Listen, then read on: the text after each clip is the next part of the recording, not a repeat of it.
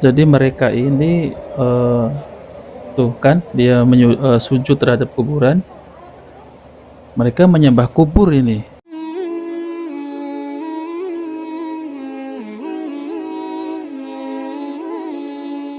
Bismillahirrahmanirrahim. Assalamualaikum warahmatullahi wabarakatuh. Alhamdulillah wassalatu wassalamu ala Rasulillah. Allahumma sholli ala Muhammad wa ala alihi Muhammad. Alhamdulillah kita bertemu kembali di channel Cahaya Hidayah. Jadi di video ini saya akan mereaksi tentang ada sekelompok orang yang datang ke kuburan dan kemudian mereka menyembahnya. Bahkan di tempat situ sepertinya seperti di dalam masjid ya. Wallahu alam ya. Sepertinya itu tempat beribadah kaum muslimin.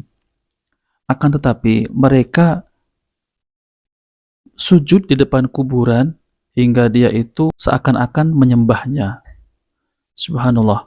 Ini adalah bukan ajaran dari Islam. Bahkan Nabi Shallallahu Alaihi Wasallam tidak pernah mengajarkan umatnya untuk menyembah kuburan, sujud di depan kuburan. Bahkan ini sudah termasuk menyimpang dari ajaran Islam. Dan banyak lagi ya teman-teman semuanya itu penyembahan terhadap kuburan. Nanti saya akan tampilkan beberapa videonya ya. Nah, oke, mari kita simak videonya.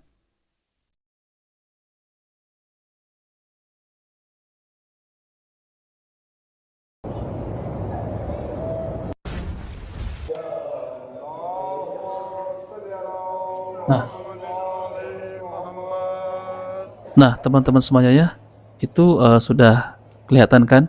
Dia sujud di depan kuburan. Ini tidak pernah diajarkan oleh Nabi Shallallahu Alaihi Wasallam dan tidak pernah dijumpai di zaman para sahabat, yaitu sujud di depan kuburan. Dan ini termasuk adalah sebagai menyembah kuburan, yaitu penyembah kubur. Saya kira dulu itu penyembah kubur tidak ada ya teman-teman semuanya. Akan tetapi benar apa yang didakwahkan oleh Ustadz-Ustadz Salafi seperti Ustadz Yazid dan Ustadz Dr. Firanda, memang benar apa adanya, yaitu penyembah kubur memang ada. Dan ini ternyata jelas ada ya. Mari kita lanjutkan kembali. Tuh, sujud di depan kubur. Dia cium-cium kuburannya ya, dibangun dengan megah ya. Subhanallah. Nah, ini seakan-akan seperti masjid ya, tapi di dalamnya ada kuburan.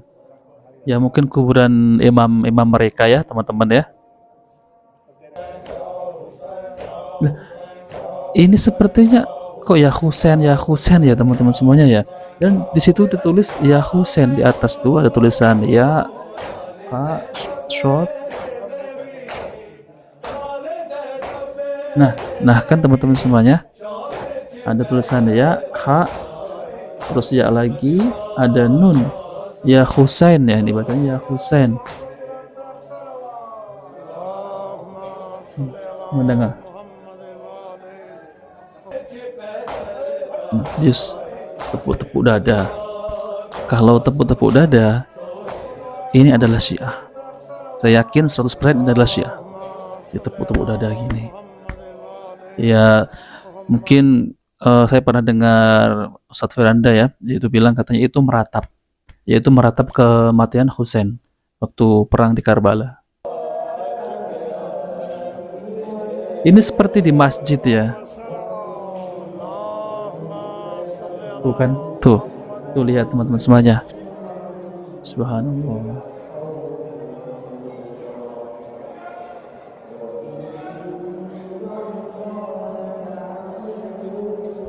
Ini jelas adalah menyembah kubur. Jelas ini adalah bentuk kesyirikan. Tidak diragukan lagi, ini adalah bentuk kesyirikan yang nyata. Subhanallah. Padahal Nabi dan para sahabat tidak pernah mengajarkan sedemikian. Lalu dia itu ikut siapa? Nah, oke teman-teman semuanya. Jadi kita akan mendengarkan penjelasan tentang bab ziarah kubur dan larangan menyembah kubur, yaitu oleh Al Ustadz Dr. Firanda Andirja MA Hafidhullah Ta'ala. Nah, oke teman-teman semuanya, mari kita simak, mari kita dengarkan, mari kita ambil ilmunya dari Ustadz. Oke.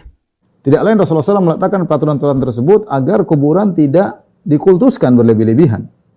Bukankah Nabi pernah berkata, "Kuntu nahaitukum an ziyaratil kubur, fal'an fazuruha." Dulu aku pernah melarang kalian ziarah kubur, sekarang ziarahilah. Kenapa di awal-awal Islam Rasulullah SAW melarang ziarah kubur? Di antaranya perkataan Muhallab karena dikhawatirkan bisa mengantarkan kepada kesyirikan. Karena orang-orang baru saja di awal Islam baru saja meninggal kesyirikan. Di antara hal-hal yang berkaitan di sini adalah pengagungan terhadap penghuni kubur, sampai-sampai Nabi pernah menutup celah melarang ziarah kubur secara mutlak. Kemudian Rasulullah membolehkan karena maslahatnya besar. Tetapi bahwasanya pengkultusan terhadap penghuni kubur bisa menimbulkan peribadatan kepada penghuni kubur, ini sangat mungkin. Kalau ada yang mengatakan tidak mungkin, kalau tidak mungkin kenapa Rasulullah SAW begitu ketat dalam hal ini? Ya, lihat Rasulullah SAW, perhatikan, ketika Rasulullah SAW berbicara tentang kuburan, kata Ibnu Qayyim rahimahullah taala, Rasulullah SAW melarang untuk sholat ke arah kuburan. Dan banyak kaum muslimin yang sholat ke arah kuburan. Bahkan kuburan taruh di arah kiblat, bahkan taruh di depan imam, di mihrab. Ya.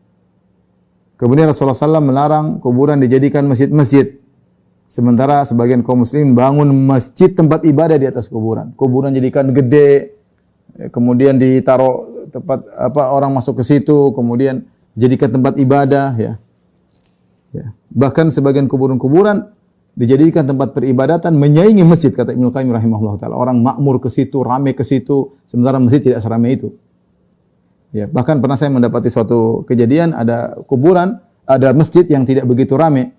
Akhirnya ada yang kasih ide, kalau mau ramai taruh kuburan di situ, ya, kuburan wali kayak kuburan habib kayak, supaya orang ramai datang. Karena kecenderungan orang bukan ke masjid, kecenderungan ada kuburannya. Kuburan ini yang menjadi berkah, menjadi sehingga ada ketergantungan, keterikatan kepada kuburan tersebut. Ya. Rasulullah SAW melarang menyalakan lampu di kuburan, sementara sebagian orang bahkan mewakafkan hartanya untuk menyalakan lantara-lantara di atas kuburan. Ini berkata Ibnu Qayyim rahimahullah taala. Rasulullah SAW melarang kuburan dijadikan id, ya, suatu kegiatan rame-rame kumpul-kumpul perayaan tahunan, sementara sebagian orang menjadikan id, ya. Tatkala acara haul mereka pergi ke kuburan seperti Eid, ya, berulang-ulang. Ini terjadi di antara kaum muslimin.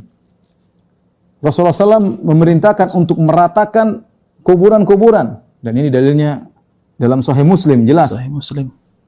An Abil Hayyaj Al-Asadi, dari Abu Hayyaj Al-Asadi qala, beliau berkata, qala li Ali ibn Abi Thalib. Ali bin Abi Thalib pernah berkata kepada Abu Hayyaj Al-Asadi, "Ala aba'atsuka ala ma ba'athani alaihi Rasulullah sallallahu alaihi wasallam." Maukah aku utus engkau, aku tugaskan engkau sebagaimana Rasulullah SAW pernah menugaskan aku? "Alla tada'a timsalan illa tamastahu." Jangan kau lihat ada satu patung pun kecuali kau hilangkan. "Wala qabran musyrifan illa sawaitahu." Tidak ada kau dapati satu kubur yang tinggi kecuali kau ratakan. Ini wasiat Nabi kepada Ali bin Abi Thalib radhiyallahu taala anhu. Ya, kalau kita bicara tentang kita tahu dzurriyyah Rasul, para habaib, semuanya kembali kepada Ali bin Abi Thalib, ya. Alhamdulillah teman-teman semuanya, kita sudah mendengarkan penjelasan beliau tentang bab ziarah kubur dan bab tentang pengagungan terhadap kuburan dan penyembahan terhadap kuburan. Sangat ilmiah sekali penjelasan beliau tentang masalah ini, dan kaum muslimin semuanya untuk berhati-hati kita dalam berziarah terhadap kuburan, apalagi kubur-kubur para wali. Nah, jadi teman-teman semuanya, jadi yang ada di video yang pertama tadi itu adalah kelompok orang yang menyembah kubur. Bahkan ini tidak diragukan lagi. Bahkan kemungkinan itu adalah orang Syiah. Dan orang Syiah ini sangat gemar terhadap kubur imam-imam mereka. Kemudian mereka sujud terhadapnya, yaitu mungkin mereka ini hal yang biasa ya mungkin ya. Karena mereka ini selalu mengagungkan kuburan, menyembah kuburan. Itu mungkin dari sebagian mereka adalah untuk ibadah. Tapi di dalam Islam itu bukan ajaran Islam. Itu dilarang oleh Nabi SAW. Bahkan Nabi SAW melarang kuburnya untuk dijadikan berhala ataupun sebagai patung yang disembah. Nah, oke teman-teman semuanya. Jadi ada hadis Nabi Shallallahu Alaihi Wasallam, dalam sebuah hadis dikatakan bahwa Allah melaknat orang-orang Yahudi dan Nasrani karena mereka menjadikan kubur Nabi mereka sebagai masjid. Lalu Aisyah berkata, kalau bukan karena hal itu, niscaya kubur beliau akan dinampakkan, hanya saja beliau takut atau ditakutkan kuburnya akan dijadikan masjid. Hadis riwayat Bukhari nomor 1390 dan Muslim nomor 529. Dalam hadis yang lain, Rasulullah Shallallahu Alaihi Wasallam bersabda, 5 hari beliau sebelum wafat, dan ketahuilah bahwa sesungguhnya umat-umat sebelum kamu telah menjadikan kubur nabi-nabi dan orang-orang soleh di antara mereka sebagai masjid, yaitu tempat ibadah. Tetapi janganlah kamu sekalian menjadikan kubur sebagai tempat ibadah, karena aku benar-benar melarang kamu dari perbuatan itu. Hadis riwayat Ibnu Abi Syaibah. Syekh Albani berkata syaratnya sahih, sesuai syarah Muslim. Dan banyak lagi hadis yang melarang umatnya untuk menjadikan kubur Nabi sebagai tempat ibadah ya. Nah, jadi ini adalah sampai-sampai Rasulullah SAW itu berdoa kepada Allah karena sangat mengkhawatirkan kuburnya akan dijadikan sebagai sesembahan selain Allah. Nabi SAW bersabda, "Ya Allah, janganlah engkau jadikan kuburku sebagai berhala yang disembah." Allah melaknat orang-orang yang menjadikan kubur nabi-nabi mereka sebagai tempat ibadah. Hadis riwayat Ahmad nomor 7358. Nah, teman-teman semuanya, dan ada lagi sebuah hadis, yaitu ketika beliau dalam keadaan nafasnya itu sudah menyesakkan, yaitu beliau Nabi SAW bersabda, semoga laknat Allah ditimpakan kepada orang-orang Yahudi dan Nasrani, karena mereka menjadikan kuburan nabi-nabi mereka sebagai tempat ibadah. Hadis riwayat Bukhari nomor 435 dan Muslim nomor 531. Nah, teman-teman semuanya, jadi Nabi Shallallahu Alaihi Wasallam itu mengkhawatirkan umatnya karena Nabi risau, Nabi khawatir kalau kuburan Nabi itu disembah sebagaimana orang-orang Yahudi dan Nasrani. Karena beliau ini sangat khawatir, kemungkinan ada sebagian umatnya akan berbuat seperti itu. Nah, sekarang ada memang terjadi ya teman-teman semuanya. Seperti di video tadi itu, benar-benar mereka itu sujud di depan kuburan, bahkan nggak segan-segan dia itu meratapi kuburan tersebut. Seakan-akan mereka itu meminta berkah kepada kuburan tersebut. Nah, oke teman-teman semuanya, mungkin ini penjelasan yang telah saya sampaikan dan saya pahami, dan semoga ini bermanfaat. Jika video ini bermanfaat, jangan lupa like dan subscribe di channel Cahaya Hidayah. Wabillahi taufiq wal hidayah. Wassalamualaikum warahmatullahi wabarakatuh.